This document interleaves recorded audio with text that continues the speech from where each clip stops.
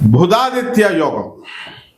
వసుదేవసుతం దేవం కంసచాణూరమర్దనం దేవకీ పరమానందం కృష్ణం వందే జగద్గురుం.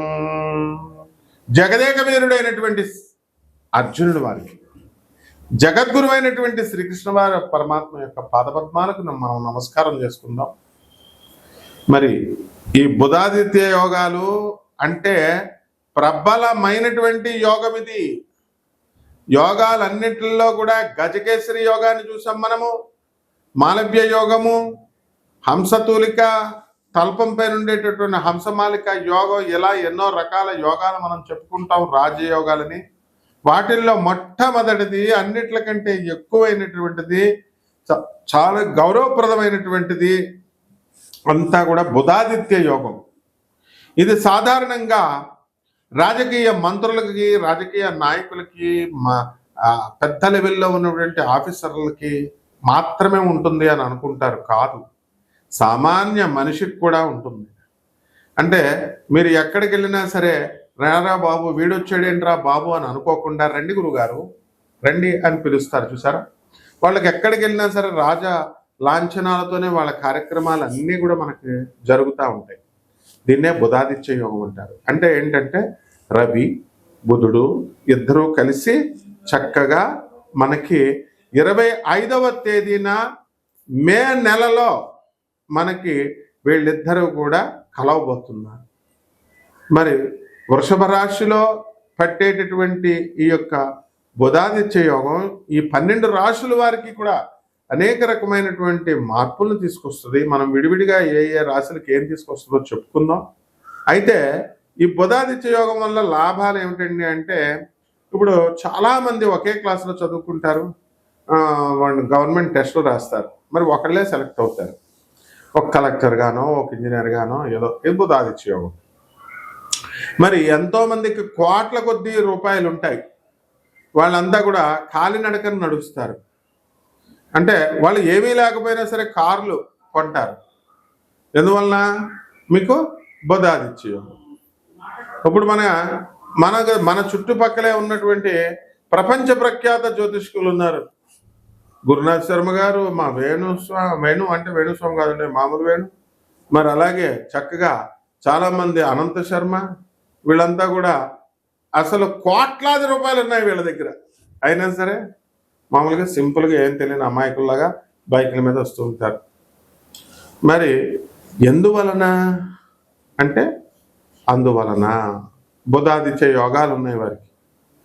కొంటారనమాట. అప్పుడు చాలా చక్కగా ఈ యొక్క ధర్మంగా వీళ్ళు వెళ్తూ ధర్మంగా చేసేటటువంటి పంతులు గారులు, జ్యోతిష్కులు చాలామంది ఉన్నారు. వీళ్ళందరికీ నిజమైనటువంటి బుధాదిత్య యోగం అన్నమాట. కాబట్టి బుధాదిత్య యోగం, బుధుడు మనకి మిత్రక్షేత్రంలో ఏర్పడుతుంది.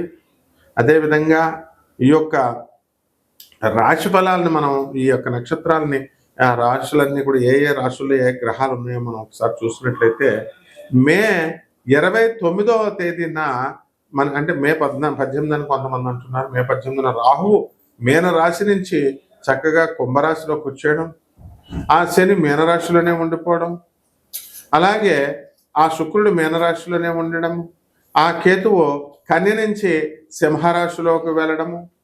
ఇలా మనం కనుక చూసుకున్నట్లయితే చక్కగా మనకి గురుడు వృషభ రాశి నుంచి మిథున రాశిలోకి మే 14న రావడం, ఇలా అన్నీ కూడా జరుగుతూ ఉంటాయి అన్నమాట. మరి చంద్రబాబు నాయుడికే ఆస్థాన సిద్ధాంతి, టీడీపీలో మరి ఆస్థానం చేసినటువంటి, పంచాంగ శ్రవణం చేసినటువంటి మా నాయకంటి మల్లికార్జున శర్మ గారు, మరి కాలేజీలనే ఒక ఊపేసి వారానికి 2 వీడియోలు చెప్పిన మొత్తం 8 వీడియోలు గడ్డలాడిస్తున్నటువంటి లేడీ లెజెండరీ మరి మా హరిరఘుప్రియ మేడం గారు, ఇలా అంతా బుధాదిత్య యోగాలనే పుట్టారు.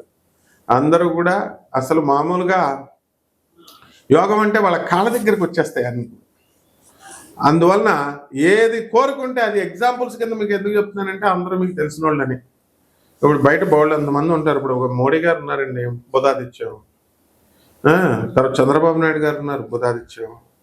కార్లు కొనుక్కుంటున్న ప్రతి ఒక్కళ్ళు బుధాదిత్యోగమేనండి.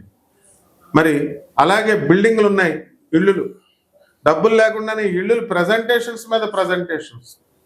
వచ్చిన వాళ్ళందరికీ కూడా బుధాదిత్య యోగమే.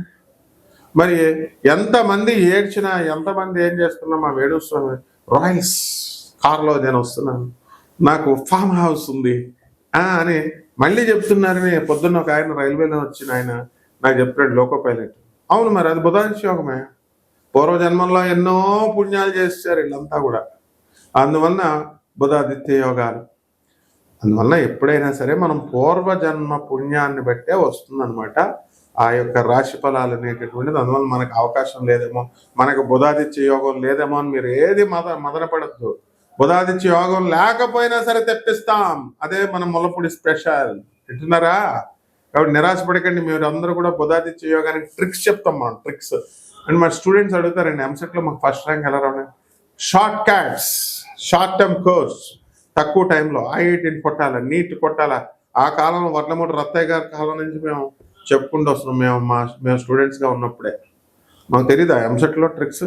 అట్లాగే ఈ జ్యోతిష శాస్త్రంలో మా గురుదేవులైనటువంటి మధుర కృష్ణమూర్తి శాస్త్రి గారు, మరి వారి యొక్క అనుగ్రహంతో ఎంతోమంది, మా గురుగారు అయినటువంటి ఇకిరాల వేదవ్యాస గారు ఐఏఎస్ పిహెచ్డి వారు, ఇంతమంది గురువులను మేము సేవించుకున్నాం. వాళ్ళందరి ఆశీర్వాద భిక్షతో మరి మీ అందరికీ నేను చెప్తున్నాను, కంపల్సరీ మీ అందరికీ కూడా బుధాదిత్య యోగం పట్టడానికి చక్కటి చిట్కాలు చెప్తాం.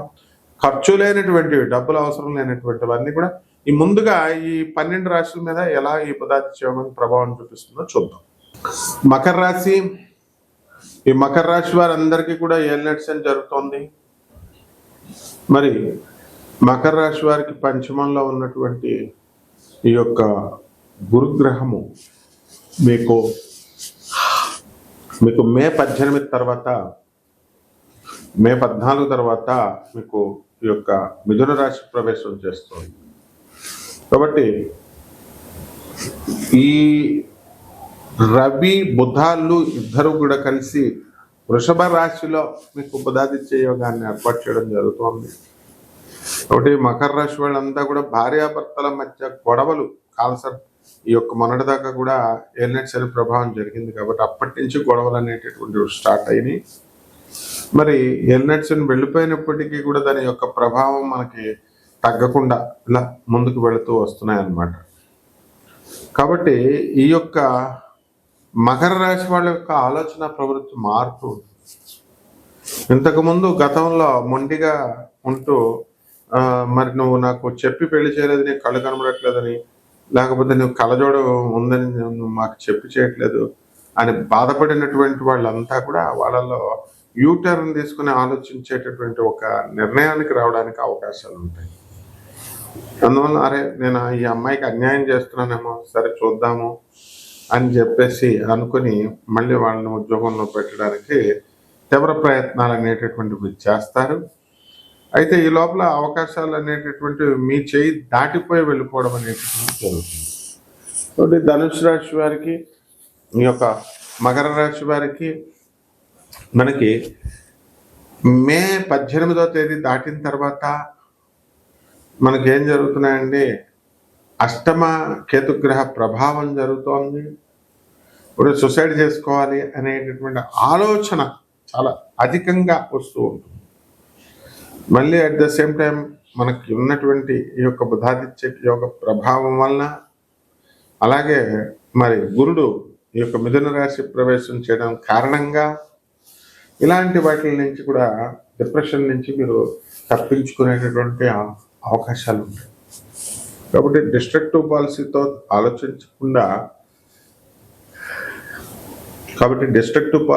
ఆలోచించకుండా చక్కగా మనం ఏదైనా సరే ఒక మంచి పని చేయాలి, మనం సమాజానికి పనికొచ్చేది అనేటటువంటి ఆలోచన ధోరణితో మీరు ముందుకెళ్తారు. మరి వ్యక్తిగతమైనటువంటి సమస్యలు మీకు రావడానికి అవకాశాలు ఉంటాయి. దానికి కేవలం కర్మలను కడుక్కోవాలి అనేటటువంటి ధోరణిలో మీరు ఆలోచిస్తారు. గురు దర్శనం జరుగుతుంది, గురువుల యొక్క అనుగ్రహం కోసం మీరు ప్రయత్నించుకోవాలి చాలా. అదేవిధంగా ప్రభుత్వ ఉద్యోగాలు ఇవన్నీ కూడా చేస్తున్నటువంటి వాళ్ళంతా కూడా వాళ్ళకి బాగుంటుంది. ఉద్యోగాలు చేస్తున్నటువంటి వాళ్ళు రాజీనామాలు చేసేయాలని చెప్పి కూడా గవర్నమెంట్ ఉద్యోగంలో ఉన్నటువంటి వాళ్ళు చేయలేకపోతున్నామండి అనేటువంటి వాళ్ళంతా కూడా రాజీనామాలు చేసేయడం జరుగుతుంది. పరిహారాల దగ్గరికి వచ్చేసరికి ఈ యొక్క మకర రాశికి మనకి కేతు బాగుండలేదండి. అందువలన కేతు జపం చేయండి, కేతు స్తోత్రాలు చదవండి, కేతు కిలోంపావు ఉలవల్ని చిత్రవర్ణం కలిగినటువంటి వస్త్రాలను ఇచ్చి పేద బ్రాహ్మణులకి సోమవారం నాడు ఉదయం 7 గంటలకి దానం చేసుకోండి. దశమహావిద్యల్లో ఒకటైనటువంటి ధూమావతి అమ్మవారి యొక్క హోమాన్ని మీ ఇళ్లలో జరిపించుకోవడం వల్ల అద్భుతమైనటువంటి ఫలితాలు మీకు లభిస్తాయి. అదేవిధంగా చక్కగా ఈ కేతు గ్రహానికి గణపతి ఆరాధన, గడ్డితో, గరిక గడ్డితో, తర్వాత బెల్లం నివేదన, ఇవన్నీ కూడా చేసుకోవడం ద్వారా అద్భుతమైనటువంటి ఫలితాలు మనకు లభిస్తాయి. శుభమస్తు.